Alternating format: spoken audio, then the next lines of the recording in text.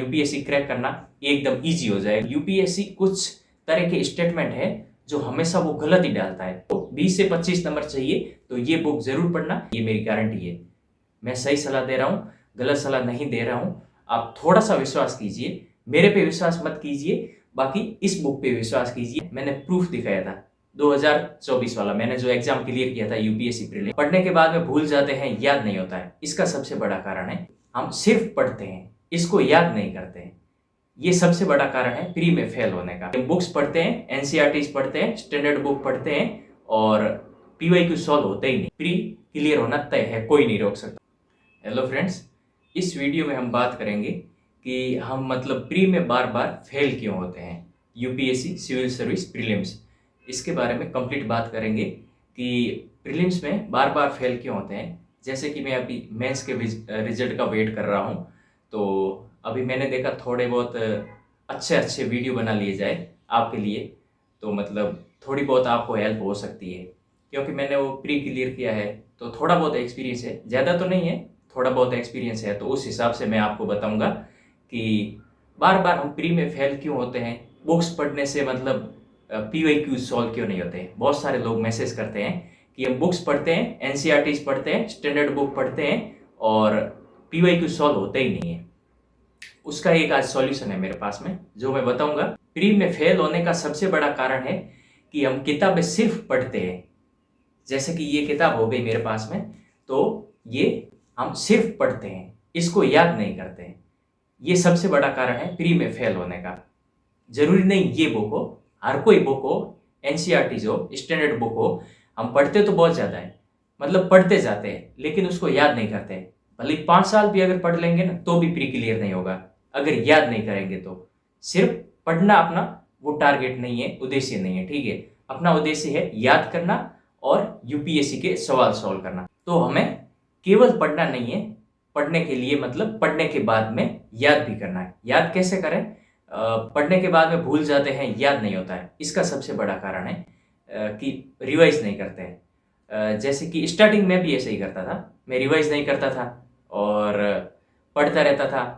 एक book complete हुई, दूसरी बुक ले लेता, फिर तीसरी, चौथी, एनसीईआरटी, स्टैंडर्ड बुक, ऐसे करता था और पढ़ाई करता था। उस समय मुझे भी कुछ भी याद नहीं रहता था, 1 2 4 5 महीने हो जाते थे लेकिन याद नहीं रहता था। फिर देखता था कि मतलब याद तो हो ही नहीं रहा है।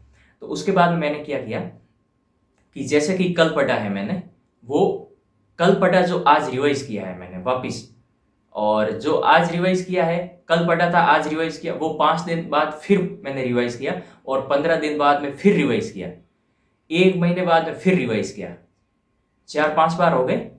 अब मैं उसको नहीं भूल सकता किसी भी हालत में। जैसे कि हम हमारा नाम नहीं भूल सकते हैं। नाम क्यों नहीं भूल सकते? क्योंकि हमने बहुत बार रिवाइज किया है, ठीक है। तो यही है कि मतलब जो कल पढ़ते हो उसको आज रिवाइज करो, 5 दिन बाद में फिर रिवाइज करो, 15 दिन बाद में फिर रिवाइज करो और 1 महीने बाद में फिर रिवाइज करो। तो आप कहेंगे कि ये तो सारा रिवाइज में ही चला जाएगा, ऐसा बिल्कुल नहीं है। जो कल पढ़ा आज उसके लिए सिर्फ, अगर कल 5-6 घंटे पढ़ा है ना आपने, तो आज के लिए मतलब सिर्फ 1 घंटा दो, 1 घंटे में कल वाले को रिवाइज कर दो, बस ऐसे ही करना। और आज 5 घंटे बचेंगे, फिर उस हिसाब से नया कोई पढ़ते रहो आगे, नेक्स्ट इस हिसाब से पढ़ते रहो और रिवाइज करते रहो, पढ़ते रहो और रिवाइज करते रहो। और दूसरा सबसे बड़ा कारण है प्री में फेल होने का, जो मैंने ये बुक्स बताई थी, भारत 2024, ये बुक्स हर साल नई अपडेट होती है, बिल्कुल ना के बराबर चेंजेस होते हैं। लगभग मटेरियल 95% सेम ही रहता है, मुश्किल से 5 से 4% चेंज होता है। तो हर साल ये अपडेट होती है और इसके बाद में ये हर साल के मार्च में नई आती है। इससे 10 से 15 सवाल डायरेक्ट आते हैं। मैंने प्रूफ दिखाया था 2024 वाला, मैंने जो एग्जाम क्लियर किया था यूपीएससी प्रीलिम्स, उसका मैंने प्रूफ दिखाया था कि ये वाली बुक है ना, ये वेरी इंपॉर्टेंट है, वेरी इंपॉर्टेंट है यूपीएससी की जर्नी में, सबसे वेरी इंपॉर्टेंट। प्रीलिम्स में, प्री में, आईएएस प्री में ये बुक सबसे इंपॉर्टेंट है। इससे लक्ष्मीकांत भी पीछे है। लक्ष्मीकांत से उठा लेना, कभी आपको 10 से 15 सवाल डायरेक्ट मिलेंगे नहीं, ये मेरी गारंटी है। मैं सही सलाह दे रहा हूँ, गलत सलाह नहीं दे रहा हूँ। आप थोड़ा सा विश्वास कीजिए, मेरे पे विश्वास मत कीजिए, बाकी इस बुक पे विश्वास कीजिए। ये बुक खरीदिए, यूपीएससी की वेबसाइट से प्री के पेपर डाउनलोड कीजिए और फिर मिलान कीजिए। इसका मैं मतलब एक आपका समाधान और कर सकता हूँ, हेल्प कर सकता हूँ, सहयोग कर सकता हूँ। कैसे? मैंने वीडियो बना रखा है यूट्यूब पे और पेज नंबर दिखा रखे हैं कि इस पेज से ये सवाल कॉपी पेस्ट हुआ है, कोई एक स्टेटमेंट नहीं, कॉपी पेस्ट हुए हैं, ठीक है। तो आप उस पेज पे जाकर के ये मतलब देख सकते हैं कि मैं झूठ बोल रहा हूँ या फिर सही बोल रहा हूँ। लेकिन मुझे पता है आप में से फिर भी मतलब कई लोग इस बुक को फॉलो नहीं करेंगे, पता नहीं क्यों।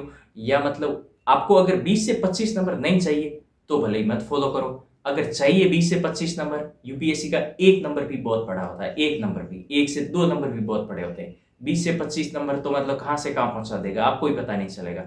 तो 20 से 25 नंबर चाहिए तो ये बुक जरूर पढ़ना। ये मतलब कोई वो ऐसा नहीं है कि रिव्यू वाला वगैरह, ये सरकार की बुक है, ये किसी की बुक नहीं है, ये सरकार की बुक है, भारत सरकार की बुक है, ठीक है।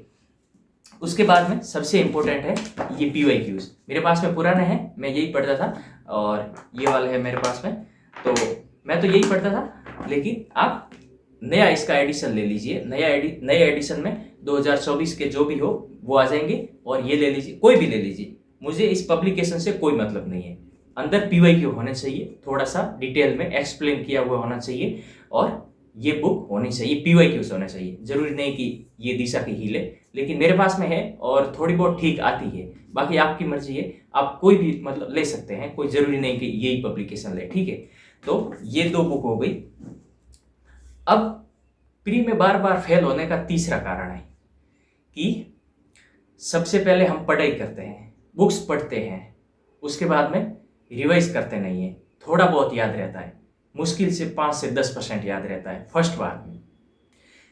फिर हम क्या करते हैं, डायरेक्ट PYQ उठाया और सॉल्व करते हैं। वो सॉल्व कभी नहीं होगा, ठीक है, वो सॉल्व हो भी नहीं सकता है। एक बार पढ़ने से, भले ही NCERT हो, स्टैंडर्ड बुक हो, कोई भी हो, एक बार पढ़ने से याद कभी नहीं हो सकता है, और ना ही PYQ सॉल्व होंगे। PYQ सॉल्व कब होंगे? जब आपका सिलेबस कंप्लीट होगा, पूरा सिलेबस कंप्लीट होने के बाद में, पूरा सिलेबस कंप्लीट होगा ना, उसके बाद में आपके दिमाग में मतलब एक समझ तैयार होगी।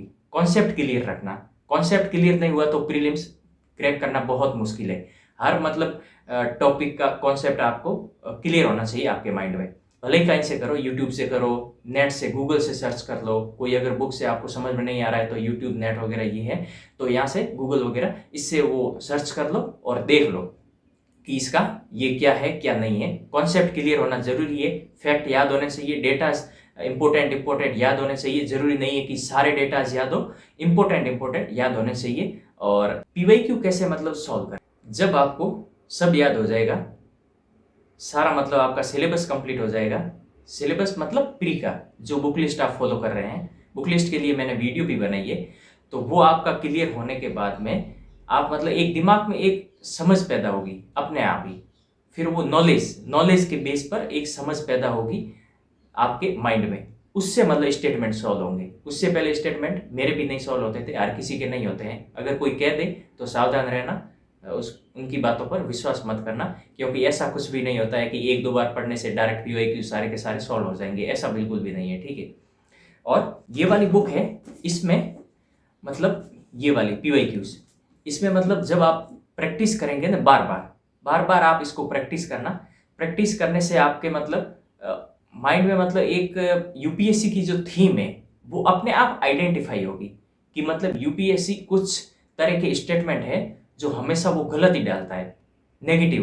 3 तरह के स्टेटमेंट होते हैं। एक तो होता है कि नेगेटिव स्टेटमेंट होता है, ठीक है, जैसे कि ये तो यहाँ पर है ही नहीं, कुछ भी मान लो, कोई चीज वगैरह, वस्तु वगैरह, मतलब कोई यूपीएससी कहेगा कि ये तो यहाँ पे है ही नहीं, वो एक तरह का नेगेटिव स्टेटमेंट है। नेगेटिव स्टेटमेंट लगभग गलत ही होते हैं। एक सामान्य स्टेटमेंट होता है कि ये यहाँ पे थोड़ा बहुत पाया जाता है और लगभग वगैरह ऐसा कुछ करके, ठीक है, वो एक नॉर्मल होता है। सामान्य स्टेटमेंट 90% सही होते हैं, गलत नहीं होते हैं। और एक होता है पॉजिटिव स्टेटमेंट के ये तो यहीं पर ही है, वो भी मतलब एक गलत ही होता है। जो सामान्य स्टेटमेंट होता है ना, वो हमेशा मतलब 90% सही होंगे। ये मतलब समझ जिस दिन आपके माइंड में पैदा हो गई ना, तो फिर आपका यूपीएससी क्रैक करना एकदम ईजी हो जाएगा, कोई समस्या नहीं आएगी। तो स्टेटमेंट को बार बार पढ़िए कि ये गलत है तो क्यों है, सही है तो क्यों है, और नेगेटिव को एक साइड में रखिए, पॉजिटिव को एक साइड में रखिए। एक कॉमन स्टेटमेंट होता है, उसको मतलब ध्यान रखिए कि कौन सा इसमें कॉमन स्टेटमेंट है, जो मतलब कोई ना तो कोई फैक्ट है ना कोई डेटा है, एक सामान्य लाइन है। सामान्य लाइन नॉर्मली गलत होना मुश्किल होती है, तो वो गलत होती भी नहीं है। तो आप देखना भले 2024 वाले में भी देखना, मतलब जो नेगेटिव स्टेटमेंट है वो तो गलत होते हैं लगभग, और पॉजिटिव बहुत ज़्यादा पॉजिटिव वाले वो भी गलत होते हैं लगभग, और एक सामान्य तरह के स्टेटमेंट आते हैं वो सही होते हैं। पॉजिटिव में बहुत ज़्यादा, जैसे कि एक फैक्ट दे देंगे आपको कि ये इसकी साइज तो ये है, कोई परसेंटेज दे देंगे, बेरोजगारी का परसेंटेज, मतलब ऐसा कह सकते हैं कि 3.4 है या 4.5 है, ऐसा कुछ भी करके वो नॉर्मली ऐसे वो ऊपर नीचे बना करके स्टेटमेंट वही देते हैं, और परसेंटेज थोड़ा बहुत ऊपर नीचे करते हैं, वो गलत होते हैं फैक्ट वगैरह नॉर्मली यूपीएससी के। बाकी आपको समझ बार बार प्रैक्टिस करने से ही आएगी, तो आप इसको बार बार प्रैक्टिस जरूर करें। ये हो गए 3-4 कारण है जो मतलब प्री में फेल होने से बचा सकते हैं। और सेकंड बात आती है सीसेट की। सीसेट का सबसे बढ़िया सॉल्यूशन है कि पीवाईक्यूज सीसेट के भी वेरी इंपॉर्टेंट है, उसको आप बार बार रिवाइज कीजिए। कॉम्प्रीहेंशंस तो वो सीसेट से ही, मतलब यूपीएससी के पीवाईक्यूज से ही, मतलब वहीं से प्रैक्टिस कीजिए, बार बार प्रैक्टिस कीजिए।